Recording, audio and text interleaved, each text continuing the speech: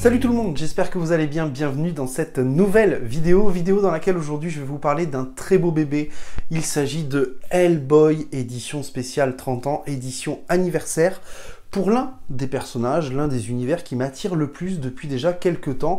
Si vous me suivez depuis le début sur la chaîne, vous le savez, j'en ai déjà parlé, mais je n'avais pas passé le pas pour différentes raisons, telles que le nombre de tomes, le budget, ou le fait que je sois pris par d'autres séries en cours, comme Walking Dead par exemple. Mais avec cette édition 30 ans, eh bien, j'ai tout simplement passé le pas. Pourquoi? Déjà, pour la qualité éditoriale du bouquin, 416 pages, 39,95 €, un magnifique dos rond, un petit liseré, une très belle couverture. J'ai vu qu'il y avait également une couverture alternative chez Momi, notamment, qui est très jolie également. Et surtout, dans ce comics, eh bien, on a notamment le premier tome d'Hellboy, Les Germes de la Destruction, qui fait 4 chapitres, et 23 récits courts, tous recommandés par monsieur Mike Mignola, pour appréhender l'univers d'Hellboy, son environnement, ses personnages, et se familiariser avec tout cela. Et c'est vrai que ça fonctionne plutôt bien, je trouve. Honnêtement, je trouve que le livre est parfait pour un néophyte qui hésiterait à se lancer. Alors, on pourrait se dire que 39,95 €, c'est quand même cher pour un premier tome, mais je ne trouve pas, au vu de la quantité de pages et de la qualité éditoriale du bouquin. Ça, c'est la première chose. La première histoire, Les Germes de la Destruction, dont je viens de vous parler en 4 chapitres, est une histoire qui va littéralement poser les bases de l'univers d'Hellboy et de ses personnages. Qui est Hellboy? D'où vient-il? Que fait-il? Quand est-il arrivé sur Terre? Comment? Bref, c'est simple, c'est foutrement efficace et ça a totalement marché sur moi. Alors qui est Hellboy?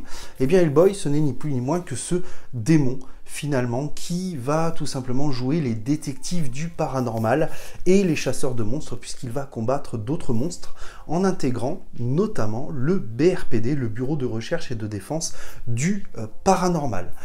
Un personnage qui, à première vue, semble assez simple, mais qui finalement est très complexe. Parce que Hellboy, c'est un personnage né du mal, pour servir le mal, et qui finalement est peut-être né du mauvais côté de la balance, et qui va faire pencher cette balance de l'autre côté, notamment par ses actes, par sa façon de penser, qui vont l'amener finalement à faire le bien. Pas forcément la justice, mais le bien. Et ça, c'est intéressant, je trouve.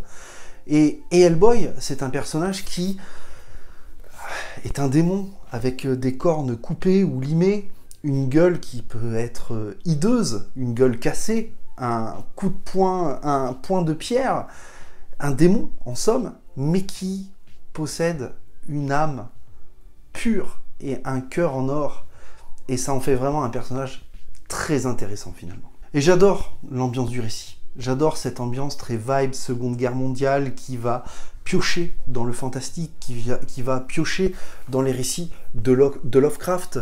Mike Mignola qui s'inspire pour ses histoires de nombreux mythes, de nombreuses légendes. Et d'ailleurs, il nous en parle à chaque début de chapitre, finalement. Il nous explique de quelle histoire il s'est inspiré, d'où vient cette histoire.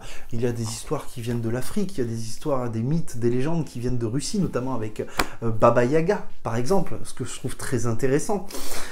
Le tout accompagné par des dessins qui sont très simples, mais qui sont pourtant efficaces, nets, assez géométriques finalement. On a vraiment des choses très géométriques, je trouve, dans les dessins de Mignola, mais qui lui confèrent un style assez unique finalement, avec des décors très peu travaillés à certains moments, il faut l'avouer, mais pour autant, des décors qui vont puiser bien, dans tous ces mythes, dans toutes ces légendes, dans tous ces univers différents dans lesquels Mike Mignola va piocher pour alimenter l'univers d'Hellboy, son récit, son personnage, son ambiance, et je trouve ça vraiment très intéressant.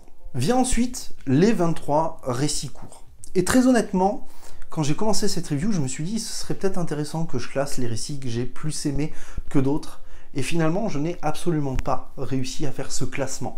Pourquoi? Eh bien tout simplement parce que ces récits, qui vont de 2-3 pages pour certains à plus d'une quinzaine, jusqu'à 20 à peu près pour d'autres, sont tous très intéressants, sont tous très pertinents, parce que finalement, ils vont compléter le lore d'Hellboy. Ils vont nous en apprendre plus sur son environnement, sur son évolution, sur les personnages, les protagonistes, les antagonistes qu'il va croiser, les combats qu'il a menés, les aventures qu'il a vécues, et je trouve ça très intéressant. On a beaucoup, comme je vous l'ai dit, de mythes et de légendes dont s'inspire Mike Mignola pour ces histoires, notamment par exemple avec le cadavre là. D'ailleurs, regardez le dessin qui est absolument magnifique, je trouve. On va avoir une aventure qui va beaucoup s'inspirer des contes russes et notamment de la sorcière Baba Yaga. C'est très très intéressant. On va avoir une histoire qui va nous raconter des choses sur les vampires roumains. On va avoir une autre histoire qui, elle, va plutôt se baser sur un mythe ou une légende africaine notamment. On va voir également une histoire avec des trolls. On va voir une histoire avec des têtes volantes.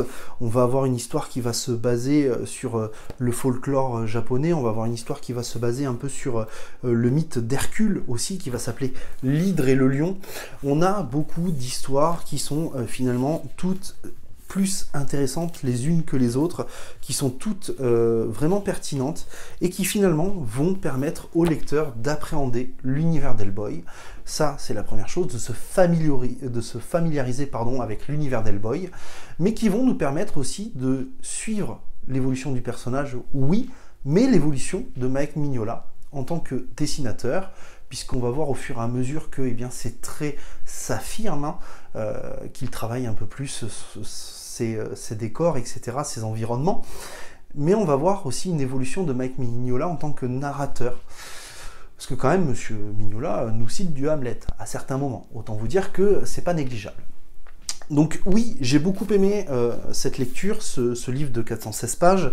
Je l'ai adoré même, ça m'a beaucoup rappelé, ça m'a fait beaucoup penser à mon enfance avec X-Files, avec Indiana Jones, ce côté très aventure. Franchement, je pourrais citer plein de références des années 90, on est vraiment en plein dedans. Et pour autant, je trouve que ça n'a absolument pas vieilli, notamment par les thématiques qu'aborde Hellboy.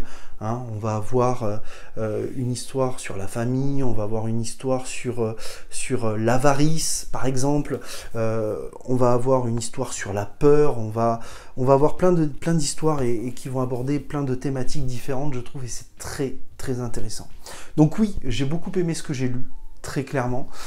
Est-ce que je vais continuer de parler d'Hellboy sur la chaîne? Oui, très certainement. Je ne sais pas si je vais continuer cette année, mais c'est sûr que sur la chaîne, je reparlerai d'Hellboy.